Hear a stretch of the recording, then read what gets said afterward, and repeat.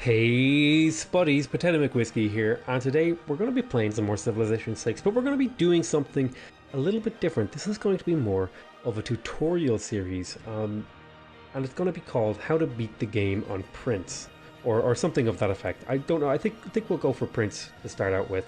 I think that's perfectly reasonable. So we're going to play some single player, but it's also going to be an opportunity to maybe play some of the new civilizations. So let's go here into advanced setup. So some of the standard rules we'll do Prince. We'll go for the ancient era start. We'll go on standard speed too, and we'll be playing on. We'll go for continents. Continents is a perfectly acceptable game mode. We're playing on small, just a standard number of civilizations.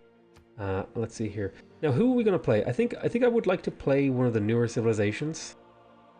And I would like to actually play, where is he? Cyrus the Great. He seems like an interesting guy. And if I go here to all this stuff, we're going to leave everything just normal, as you would your first game. You don't really know what you're going to change. You know, your first game, you're like, oh man, what am I going to do? And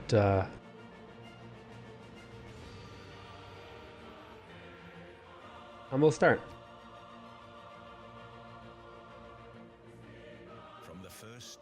Of life beneath water. Alright, here we are, we're ready to jump into the game, and we're playing as the Persian Empire, as Cyrus.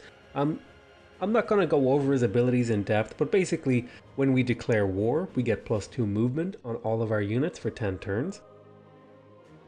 We also, when we conquer cities, we don't get penalties, and we don't get penalties for declaring surprise wars as high. But like, if you're a new player, you're not going to really understand a lot of this stuff, so I'm not even going to worry about it. We're just going to worry about basically playing the game. And if you're an absolute new player, what you should do is, the very first thing you should do when you load in, is you should just click on your settler. It'll probably be already selected. And then you found your city. And there you go, you've got a city, and that's it. You've got a city in place, and you're ready to start playing. So the first thing we're going to want to look at here is, look around at our surrounding tiles. So if we look at here, we have furs, and we have horses, and both of these resources require animal husbandry, and that means we're probably going to want to pick up animal husbandry in the near future. So that's going to inform our next decision, which is technology or production. Okay, so since we have two resources that require animal husbandry, it makes sense for me to pick animal husbandry as my first technology. So I'm going to pick animal husbandry, and that's sort of my logical format of decisions. Now, there are other options to our decisions here. If you really wanted to try a religious game, it might be worth it to rush for astrology. If you wanted to, perhaps, if you had mining resources, for example, if you had salt, or not salt, if you had like gems nearby, maybe picking up mining would be a good idea. If you were on the coast, maybe going for sailing would be a good idea to pick up fishing boats. You know, so your starting location is going to inform your first few technology choices. And just by simply hovering over your mouse on the things you want to pick up, that's going to help you pick out what you want to do. Now, next you're going to want to pick your production in your city, and you can do these in the order, whatever order. And generally speaking, there's a few options here. You could go straight for a monument, and this is an extremely greedy play. And it sort of is, if you wanted to, for example, if there's a particular thing you want to rush for here, for example, you might be Greece or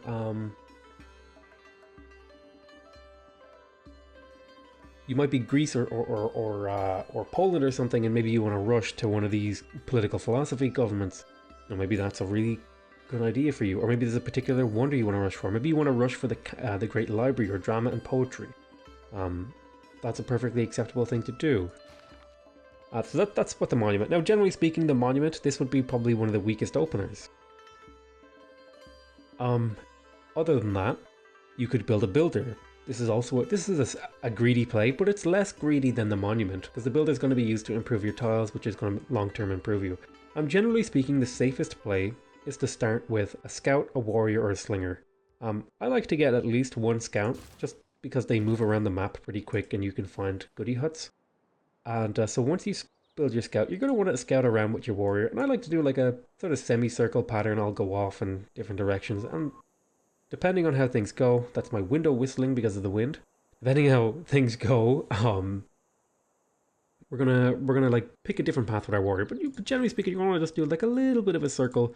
You want to stay relatively near your city to keep it safe. And that's it, you just go. You don't even have to worry about changing what your tiles are working. Generally speaking, your cities are going to choose pretty intelligently. And so that was that turn, and we're going to just move along here. So we discovered a source of sugar, which requires irrigation. So that's going to inform our decisions later too.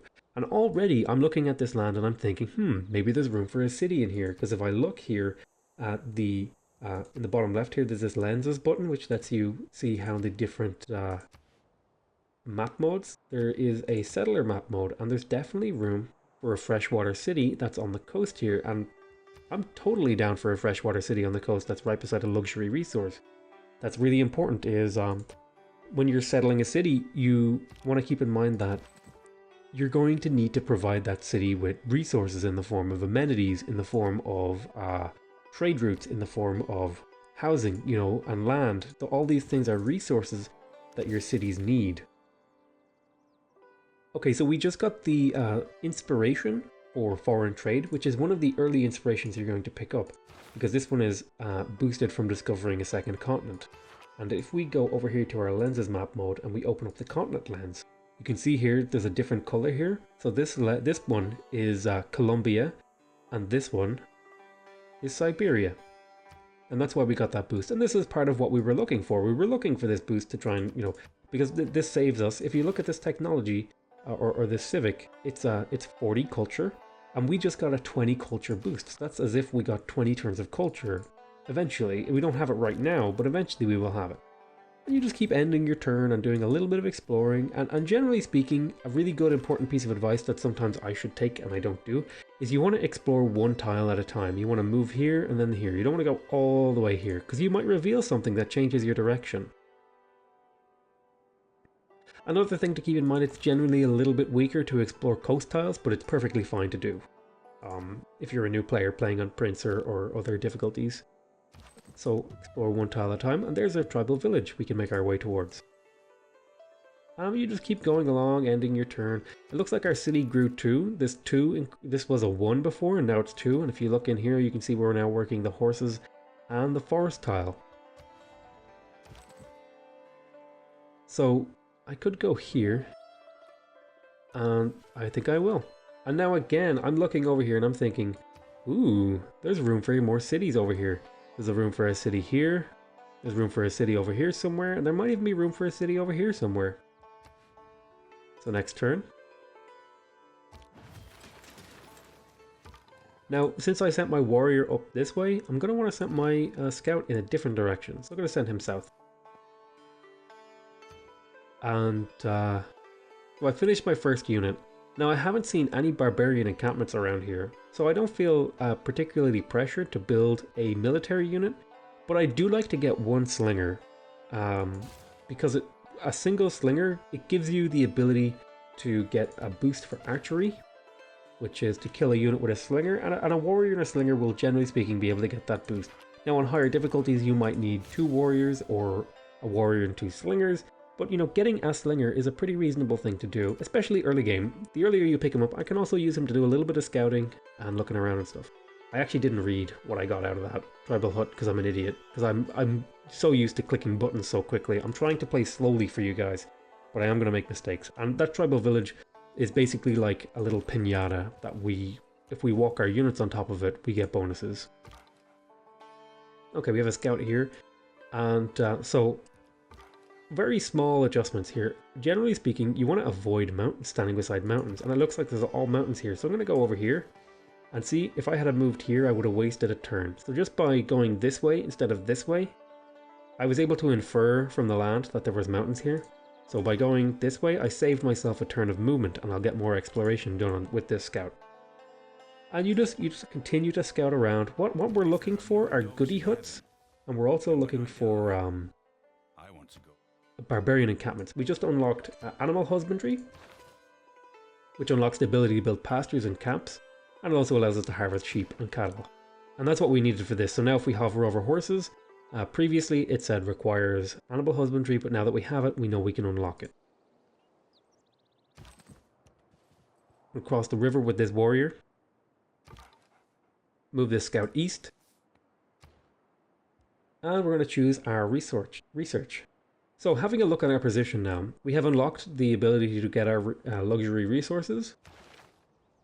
And there's 3 really nice tiles for us to upgrade with that technology. We're going to want to get the furs, the horses, and the sheep. So let's have a look at our next technologies. We don't really have any hills, so we don't need to build any mines. So I feel relatively safe delaying mining a little bit. But we have some decisions to make. We could go for... Oh, we got a boost for astrology from that tribal village. We could go for a religion in this game, and going for a religion isn't terrible. Depending on how much you invest into the religion will depend on how much you get out of it. But the religions are only really useful for certain things. I think it's perfectly acceptable here to go for a religion, though. And so we will. I actually really enjoy going for a religion because I feel like it gives me a lot of stuff. But I think going for a religion is a perfectly okay idea here. But I'm also going to want to go for stuff like an encampment. So I think I'll pick up a holy site. I think I'll just pick up one holy site to get a combat-oriented religion. So since I have a boost for it, that's why I'm picking it up. Generally speaking, you want to be as efficient as possible. And if I was researching something else and I didn't have the boost, that would be less efficient. Because I might waste potential science and stuff.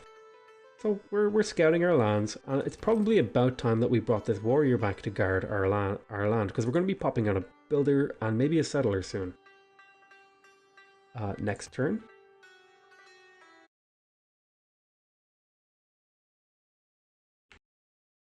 Okay. Go here. So it looks like, again, we're finding some pretty decent land for settlers around here. We'll do a final little bit of scouting as we come back here. I'm actually gonna send my scout along this way. Yeah. So it's about time. So this is an enemy scout, a barbarian scout, which means we're gonna want our warrior coming home soon to defend against those barbarians. Go here and then here. Oh, 3 sugar. This is probably a really nice tile for a city because it would have a lot of food and would grow very quickly. The next turn here. We're about to finish astrology. We have Code of Laws, plus 5 unit combat strength when fighting barbarians. So let's have a look here at our policies. Right now we have the government chiefdom, which has no legacy bonuses and no special bonuses. The only thing it gets is +1 envoy per turn. It also has a military policy and an economic policy. So something we can do here is, since we are going for a religion, it's perfectly acceptable on Prince to go for God King. Because it's going to help you get to a religion. But the better one is just almost always urban planning. Urban planning is almost always just better in every way.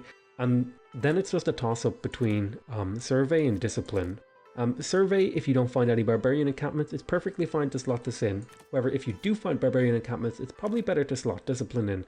And since we did find barbarians over here, we're going to want to slot in discipline. So now if I go down to my city, you can see the +1 from modifiers at the bottom there. That's the +1 from our government that we just slotted in. Okay, we're building a slinger here. We don't have enough gold to really purchase anything. So we're going to have a think here. I want a builder, I want a settler, and I want a monument. I want all of these things, and I also want a holy site. But the order in which I get them matters. So I think I'll get a builder next. Oh, that's not what I meant to do. Sorry. I'll finish my slinger and then I'll get a builder.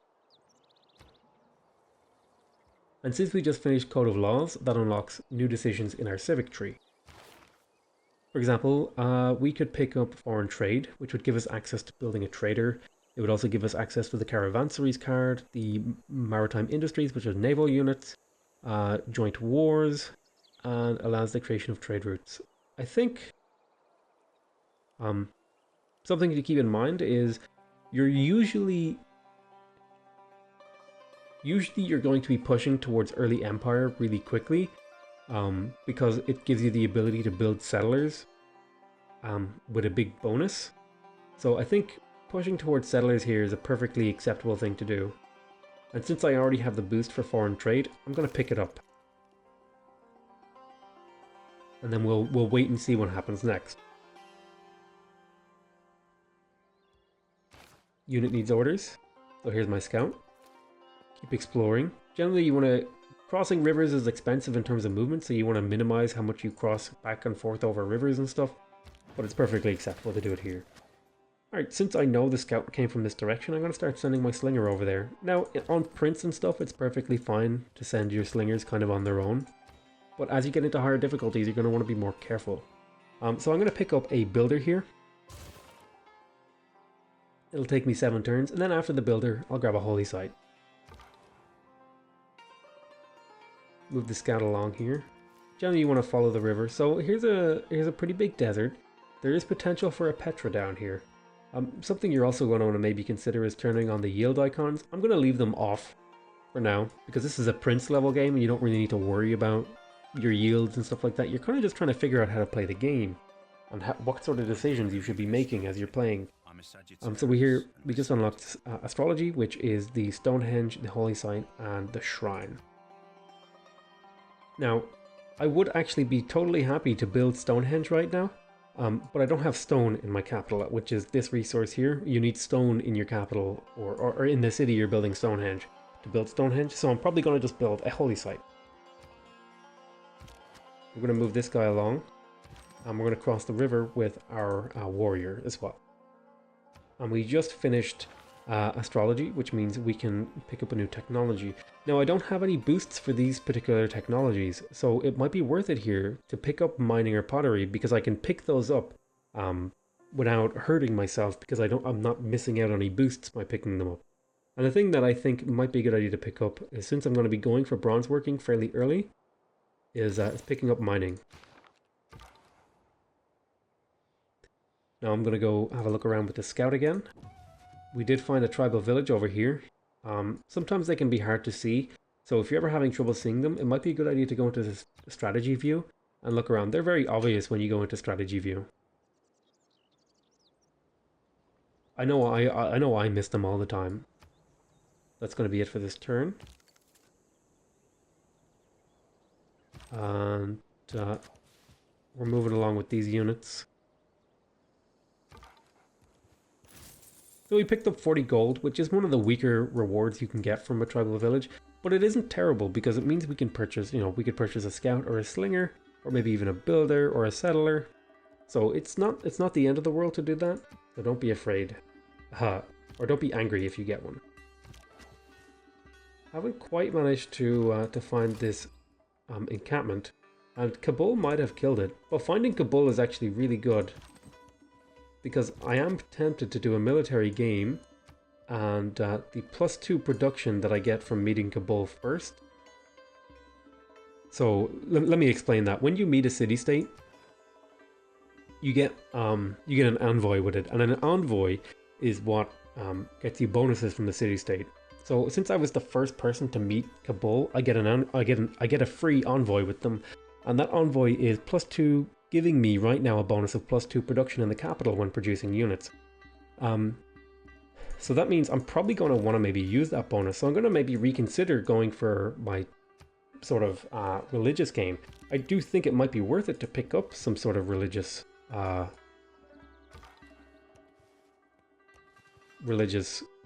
beliefs. So I think I might maybe consider doing that. Now I see the scout is over here, so I'm going to assume that the encampment is over here too. So I'm going to start bringing this slinger around to fight it. We have 2 turns until our builder comes out, and we have 3 really nice tiles for it to improve.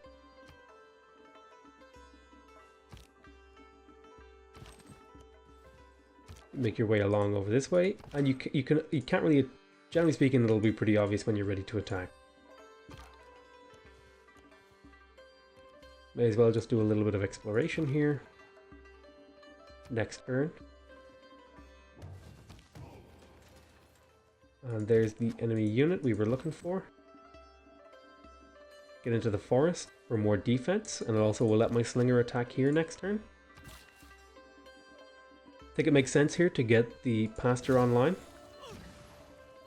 which gave us a boost towards horseback riding, which is over here. That's something we're going to want to do. We're also going to want bronze working at some point, so let's pick up mining. Mining is on its way, almost done. Since we finished our builder, that does mean that we can choose a new thing. Now I could go for the holy site here, but I do have bonuses for building units. So I could build another couple of scouts and get some really, really strong scouting. And I think that's perfectly acceptable to do, especially if we're going for a warlike game.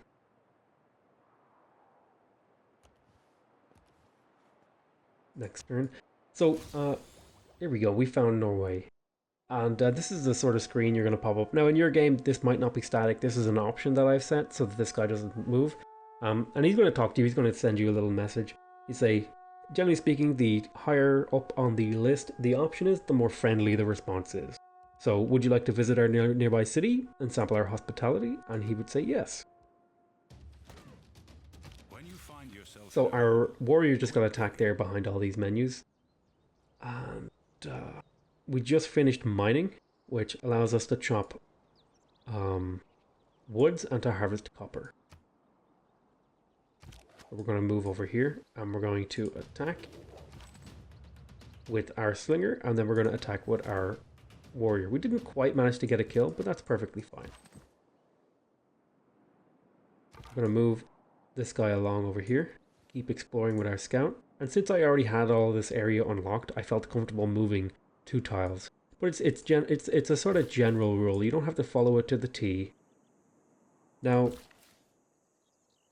the decision here is, do I want to get my sheep online or my furs online first? And if we look at our city, we're currently at 0 amenities. And how the rule works in the game is, you have the 1, 2, 3 rule.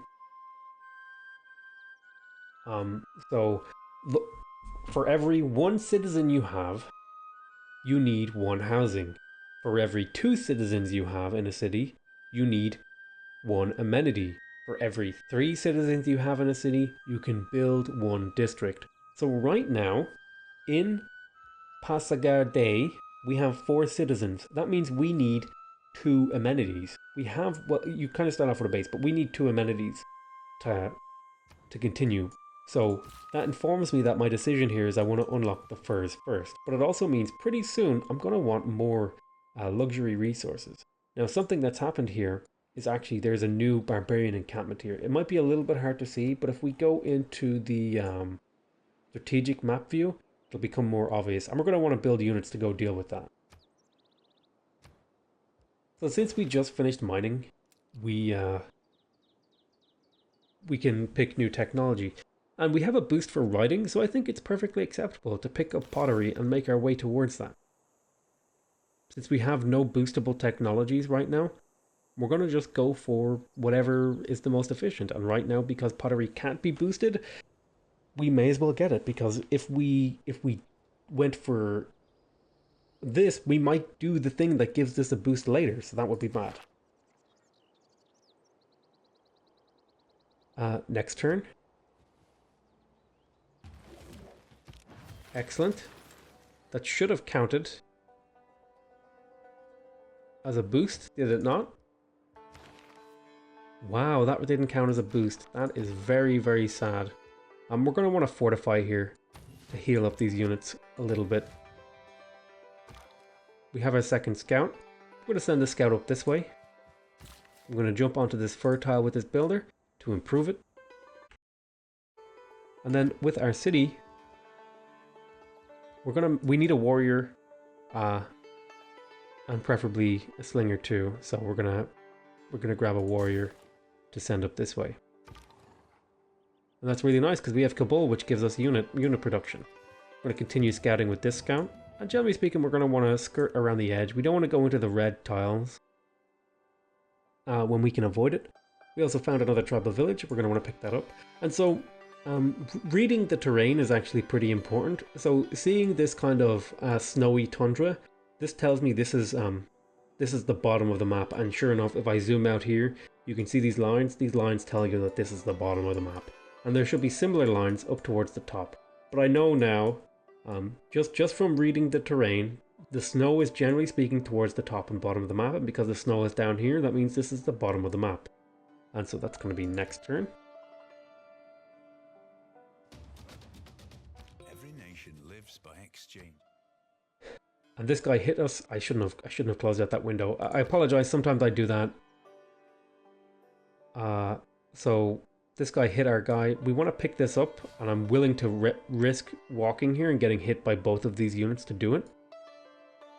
I feel like that's a worthy risk because we just got a builder, which is a really nice unit to get for free.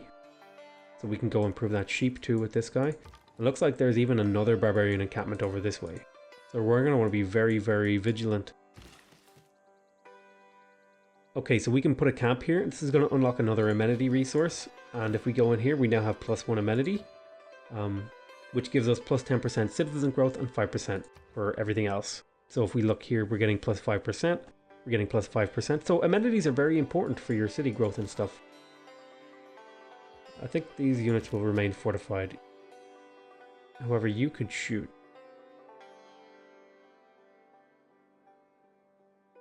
Yeah, you should stay fortified. Let's see here. So we just picked up foreign trade, which lets us build traders. So we could have a look here. Generally speaking, we're going to want to pick up early empire pretty early. So we're going to go for early empire because it has a really good policy here called colonization, which will let us build settlers. And since we have nothing else to do this turn, we're going to hit next turn.